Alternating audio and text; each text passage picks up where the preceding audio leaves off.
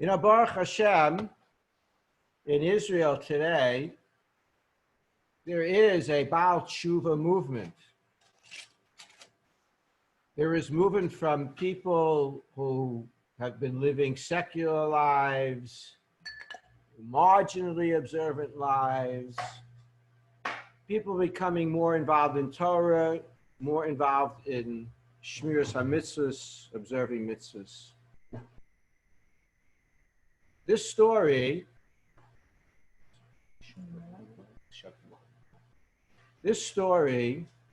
focuses on a man who lived outside of Israel. He was very concerned about having, healthful kiruv, drawing people closer to Torah. And he had the means to do his share. So he set up space that could be used as a learning institute for young men who were at the time ostensibly far removed from active Torah Yiddishkeit. And he recruited a kiruv professional who had a stellar reputation in being able to attract people and to run quality programs. And he told this fellow that for every young man that you are able to recruit, who signs up and who attends your classes, your programs, I will pay you a personal salary of 1,000 shekel. 1,000 shekel per head. The fellow accepted the invitation, set up his program, and Baruch Hashem, he was successful. Over the first 6 months, he succeeded in attracting or registering 60 young men to participate in this institute's program.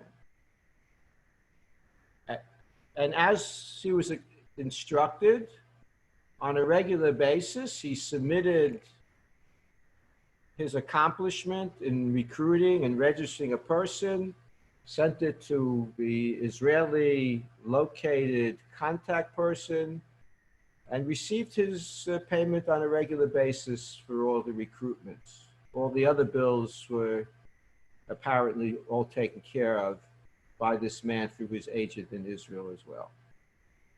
Well, a little bit past the 6-month mark,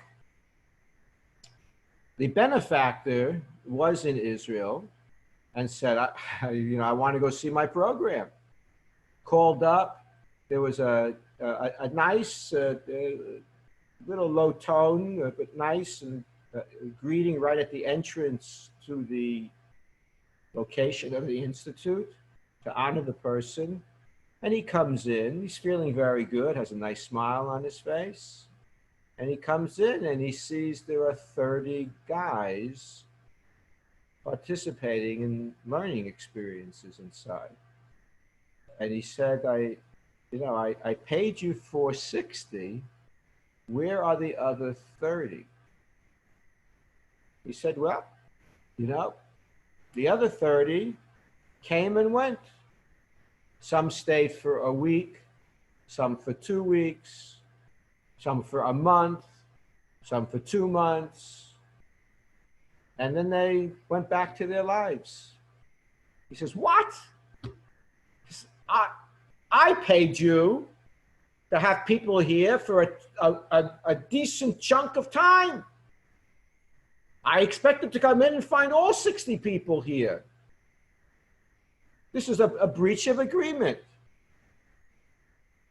You shouldn't have accepted, you shouldn't have applied, you shouldn't have accepted the 1,000 shekel if the people left. And the fellow said back to him, why should you feel that way? Is it something small to be ignored if a person came in for a week and studied Torah? If during the time he was here that he put on tefillin? If he spent the Shabbos with us? Is this something that we should just dismiss because it didn't last as long as you and I would have hoped that it lasts? But they couldn't agree. They amicably agreed to go for the psak and go to our Rav Yitzhak Silberstein, who quoted a fairly well-known statement in the Chumash about activities of Abraham and Sarah. When Abraham and Sarah packed up to go to the promised land, the Torah tells us that they took not only their immediate household and possession, but they also took the et hanefesh asher asu b'Charan, the souls that they made in Haran. The traditional understanding of this statement is that the souls are referring to people who converted. As the Medrash says, Abraham and Sarah went about recruiting. The Rambam, Maimonides, refers to this Medrash as well, that they traveled around and they spoke to people about recognizing the one true deity in the world, Hashem, and Abraham would teach and recruit the men, and Sarah would do the same with the women, and they were fabulously successful, attracting hundreds, thousands, tens of thousands, says the Rambam, of people who adhered to the teachings of Abraham and Sarah regarding Hashem and Hashem's expectations of the human being. But in the end, what happened to all these people? The Medrash says they all went back to their regular lives. It lasted for a while, and then it petered out.